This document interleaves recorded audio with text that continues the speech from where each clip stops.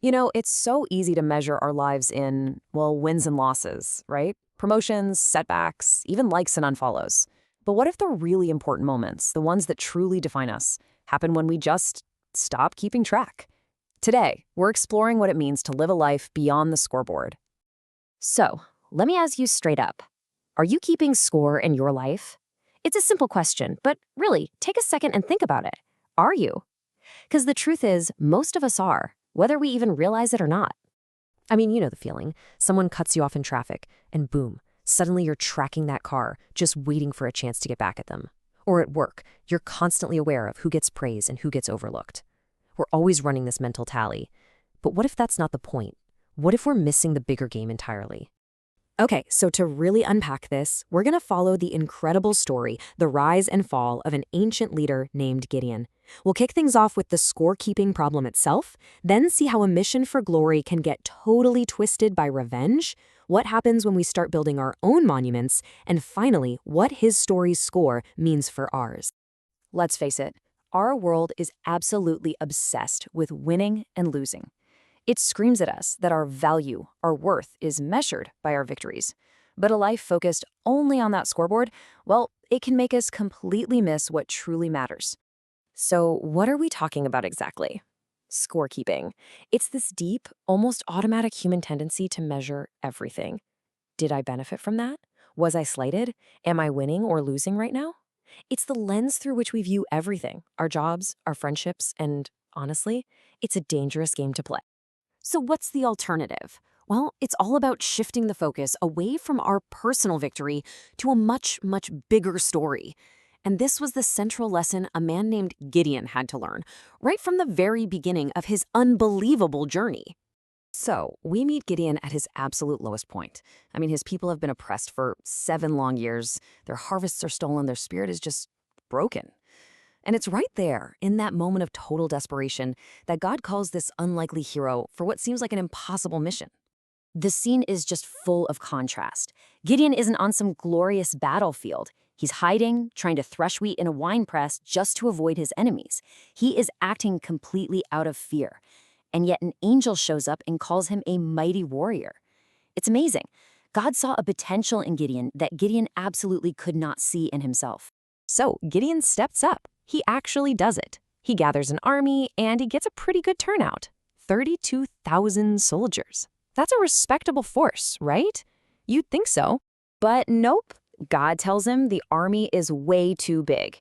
See, the whole plan was for the victory to be so miraculous that no single person could claim credit for it.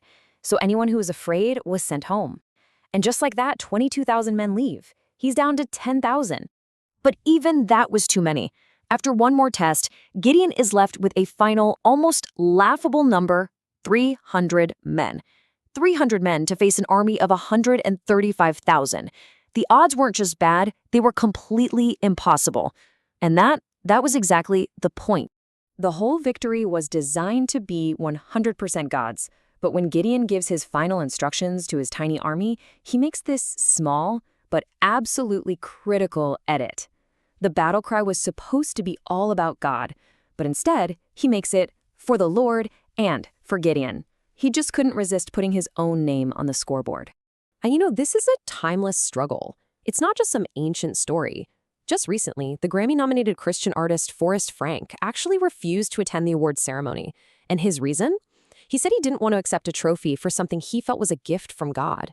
He got it. He understood that sometimes the most powerful thing you can do is deflect the glory. After that miraculous victory, you'd think Gideon's mission would be over. But it wasn't. Because now, the scorekeeping wasn't just about glory anymore. It was about revenge. And that's when he really starts to lose his way. So while he's chasing down the fleeing enemy kings, Gideon's exhausted army asks for some food from the Israelite town of Sukkot.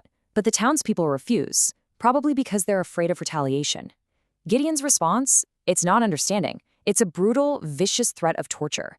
In that moment, he's no longer a liberator. He's just a man with a score to settle. And here's the crucial context that Gideon totally missed in his anger. Sukkoth wasn't some enemy stronghold. It was an Israelite town, just as terrified of the Midianites as Gideon himself once was. There's this psychological shift that happens when you win. It can create this dangerous sense of entitlement that just erases empathy. Gideon, now the winner, couldn't see their fear. All he could see was disrespect. And this reveals a critical truth about human nature, doesn't it? We only really care about the scoreboard when we feel like we're winning. Back when Gideon was hiding in that wine press, he was humble. But now that he's a victor, he's blinded by his own perspective. The desire for revenge had completely hijacked God's original mission. And all of this leads us to the final, really tragic chapter of his story. When the mission is finally complete, and Gideon is at the absolute height of his power, a silence falls. God stops speaking to him. It seems that when our own voice gets too loud, shouting about our own victories, it becomes almost impossible to hear anything else. And it's in that silence that Gideon decides to build his own legacy. The people are so grateful, they try to make him king. And his response? It sounds incredibly humble. He actually refuses the crown and says, "The Lord will rule over you." I mean, on the surface, that is the perfect answer. But his actions? They told a completely different story. Yeah, he refuses the title of king, but then he immediately demands the treasure of a king. He collects a massive amount of gold to create this ephod, a sacred object that was supposed to be worn by the high priest.